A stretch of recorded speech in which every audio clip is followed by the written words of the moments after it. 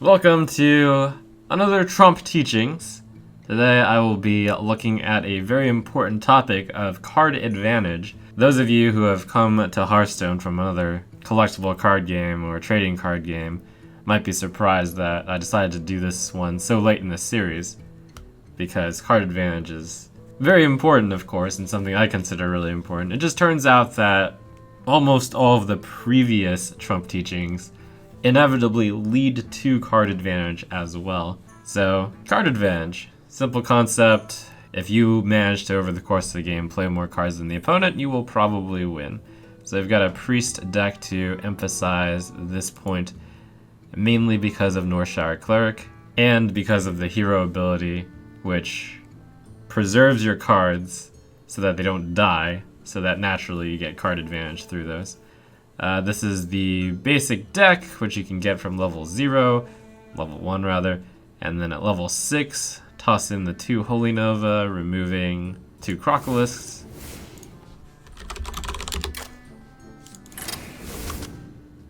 Level 8, you get Shadow Word Death. I'll toss in 2 of those, getting rid of a Dark Scale Healer and a Champion. And finally, level 10, you get the huge Mind Control. Get rid of the Final Stormwind Champion and a Grubashi Berserker.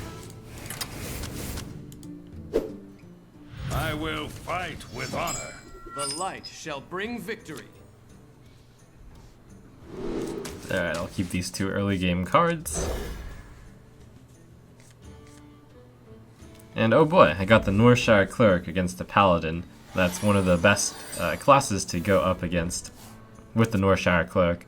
The other one being the Hunter, since Paladin has this ability to make a 1-1, which is really bad against Cleric, and Hunters tend to have guys, well, currently in the meta, they tend to not have very many 3-attack guys early on. I would usually save this, but I have a lot of support cards for the Cleric, and I might be able to gain significant card advantage. The opponent is Blessing of Wisdom to my Northshire Cleric. I guess that actually demonstrates an important topic as well. I could hit the opponent for 1 right now, but that would be a terrible mistake, since 1 card is worth a lot more than 1 damage, especially early on. So I am just going to pass the Acidic Swamp Ooze. There's a consideration to play the Acidic Swamp Ooze right now. It's the tempo play. Puts on some pressure, but this secret, it might be Noble Sacrifice, which means the Acidic Swamp Ooze would just trade down for that, which would not be a favorable exchange. I'd be too afraid to attack, plus Paladins use weapons. I'm just going to end turn. There is a fair exchange for a card for 1. There is a fair exchange of life for health. And in the early game, it's often something very high, something along the lines of perhaps 4 or maybe even 5 health. And it depends a lot based on the state of the game, of course. But 1 is definitely not good enough for a card. A Warlock is willing to often pay 2 life and 2 health. Or 2 life and 2 health. 2 health and 2 mana in order to draw a card. So to give him this card for 1 would basically be committing a value crime. That was a good exchange for him. Blessing of Kings kills that. That still survives. I'll play the Holy Smite. I guess first I play Power Word Shield. Draw the card first if you can. Keeps it around.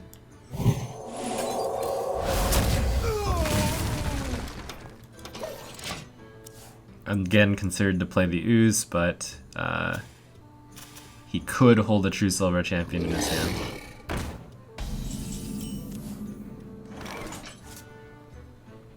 Here's a topic of playing on curve. The Shadow Word Pain is a really strong solution to this Snapjaw. But if I Shadow Word Pain, I have 3 mana left over and not much to do with it, so I'm going to play Chillwind Yeti. The interesting thing is, by putting Blessing of Wisdom on the Northshire Cleric, he's basically playing as if I am a rookie.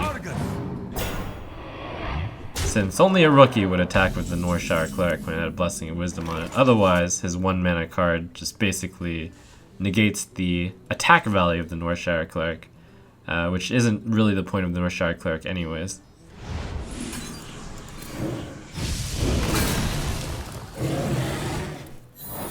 And now we get to start enjoying the sweet, sweet card advantage that the Northshire Cleric will provide. One of my favorite cards, since you just get so much repetitive card advantage with it. They are bend to my command. Reporting for duty. Very similar to fearlessly tapping when you need the card, but in this case, you just happen to have a freebie source. It costs less, so to say. Darkscale Healer is one of those big combo cards with the Northshire Cleric. But here, if I were to damage it, I would give him a card as well, which is not worth it. So right now, it's a debate between playing an Ogre, which is playing better on curve, or playing Gnomish Inventor. In this case, I think Gnomish Inventor is better, since you look at his board, and if I attack this into this, this will be a 4-3, which means 4-6 can attack into 4-3 and kill it, but if I heal up to a 4-5, at the very least, this needs to die in order to kill this. Always gotta look ahead in order to get those favorable trades in.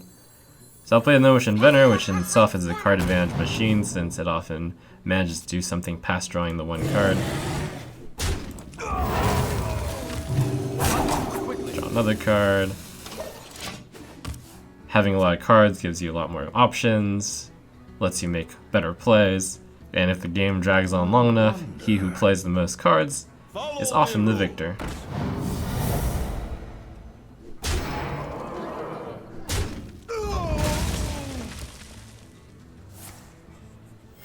Reporting for duty.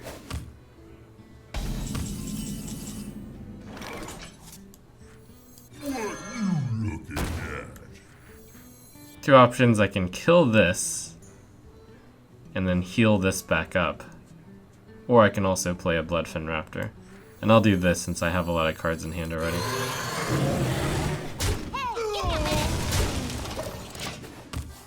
If I had fewer cards, I may have gone for a bigger card advantage play, which often involves using your hero ability for almost any class. But in this case, I have the luxury of being able to make the more powerful play, rather than the play that allows for more longevity. Join or die, or both.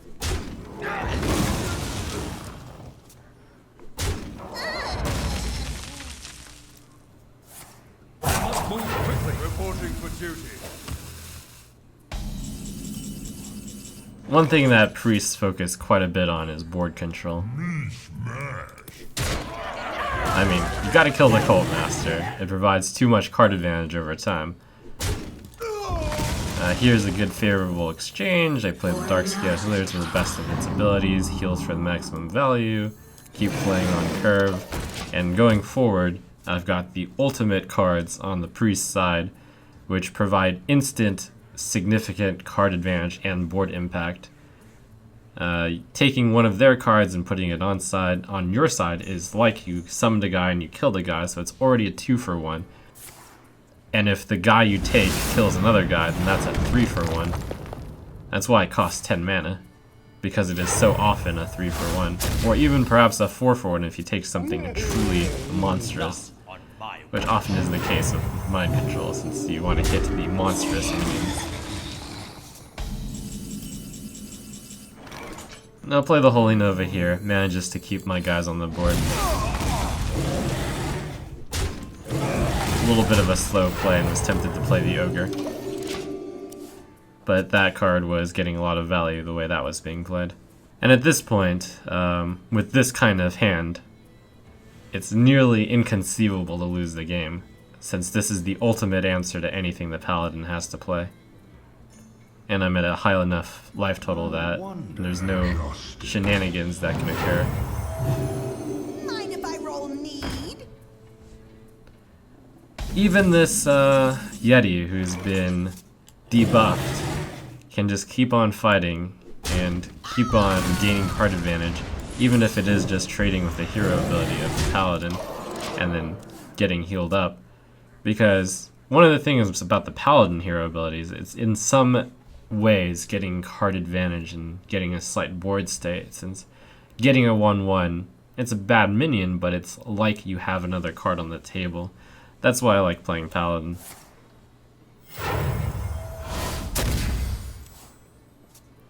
To Northrend!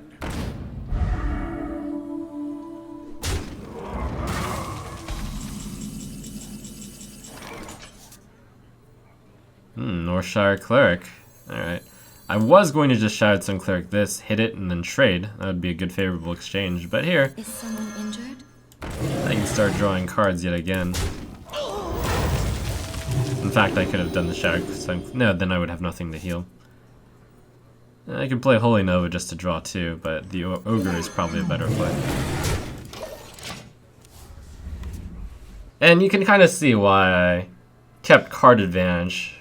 Like, I didn't talk about it first lesson, because board control is still just so more important. If you have proper board control, then the card advantage comes naturally from having every single exchange be favorable. Reporting for duty. Use the Ogre to kill this, it survives, I get to heal it and draw a card, and then the engine keeps on rolling. In fact, here, I'm going to make the marvelous Holy Nova to draw 4. And even though that only does 2 damage to him, any player who's played a good amount of card games will know that the worst feeling in the world is when your opponent has a full hand. Then they can do pretty much anything they want.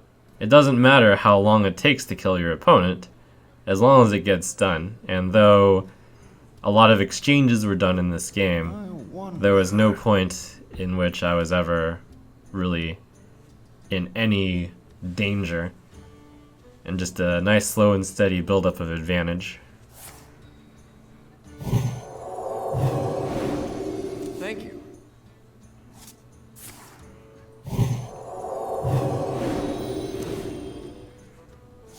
Truth is my Very adorable by the Paladin. Perhaps he's trying to get me to fatigue, gets me to burn a card, whatever.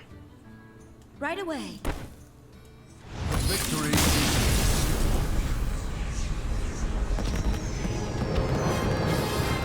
Cute, cute.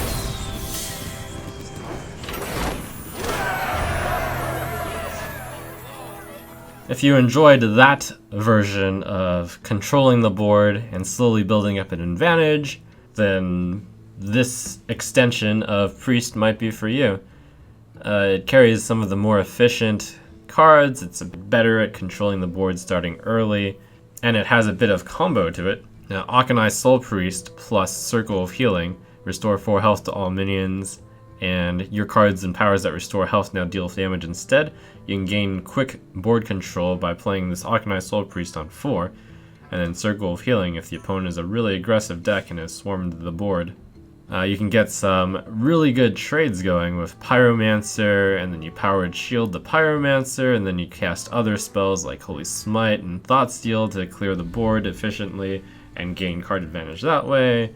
Thoughtsteal is a very easy card advantage machine. You just play it and then you draw 2 cards, so that's +1 card.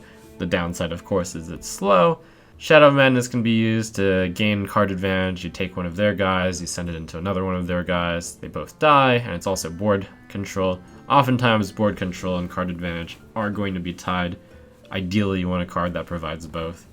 That's why cards like Shadow Madness and Holy Nova and Consecration and Flame Strike and Swipe are so good.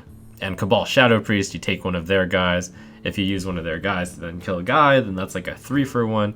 So a lot of card advantage methods with this deck.